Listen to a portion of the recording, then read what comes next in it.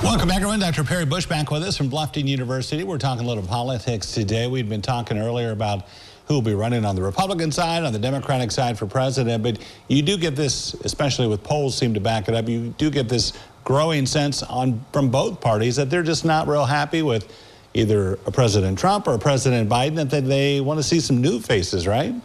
Absolutely. The public poll data is coming out now, Jeff, both just generally on how the public feels about how things are going and also how they feel about their political choices in front of them. And I tell you, Jimmy Carter never used the word malaise, even though it was associated with his kind of presidency. There's a deep malaise among the public now. I mean, the huge majority say the country's going the wrong direction.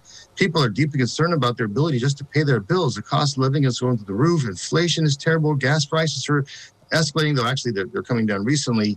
Just the public is deeply unhappy, and it's being expressed in terms of how they feel about politics. Joe Biden right now, I mean, his job approval rating is anywhere from 37 to 33%. 64% of Democrats don't want to see him run again for president in 2 years. And very little that he seems to be able to do can change this. The whole Democratic Party is deeply fractured, can't seem to get anything done.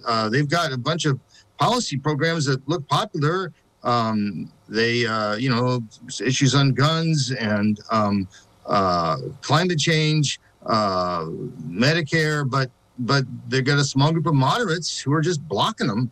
And so the public is pretty sick of the Democrats. The only good news for Biden as he thinks about 2024 is that the one guy that the Republicans seemed ready to put back up against him is the guy who can beat. The Republicans got serious problems of their own. Trump's ratings are just as poor as Biden's, and matched up in a head-to-head, Biden actually beats Trump. So, the Republicans have to deal with that huge issue themselves.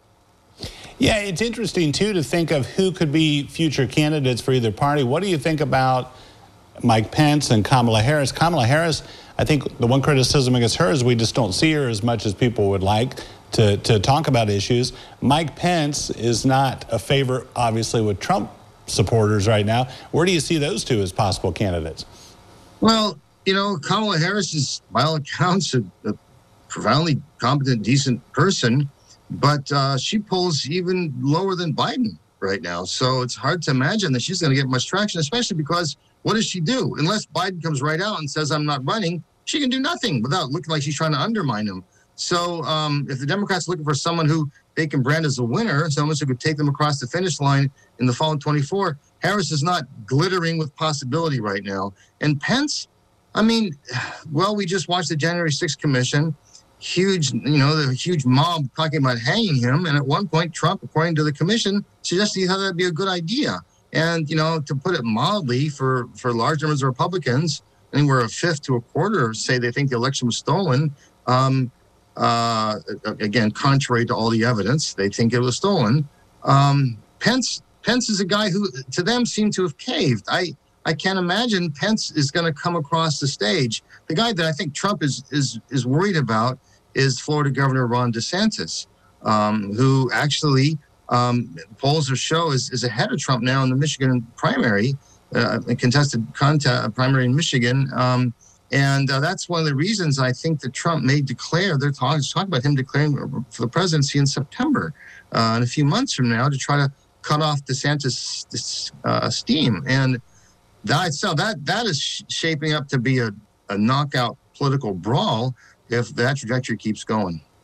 Yeah, the primary would be very interesting if it was those two. Do you see somebody like a Gavin Newsom on the Democratic side as a new face? Well, there are Democrats who are kind of making little noises saying we wish, the president was more aggressive in taking on the Republicans. Newsom has a series of issues. He's doing well in California, beat back a recall attempt, but whether Newsom would play well on the national stage right now, given some of the struggles that California is having in terms of crime, it's really hard to see him emerging as a guy who takes down the Republican nominee. Yeah, it's another wait and see thing. As always, I'm sure it'll heat up here in the next few minutes. Dr. Bush, as always, we thank you. Well, it's good to be with you, Jeff. Thank you. Nice chatting with you. We'll be back after this.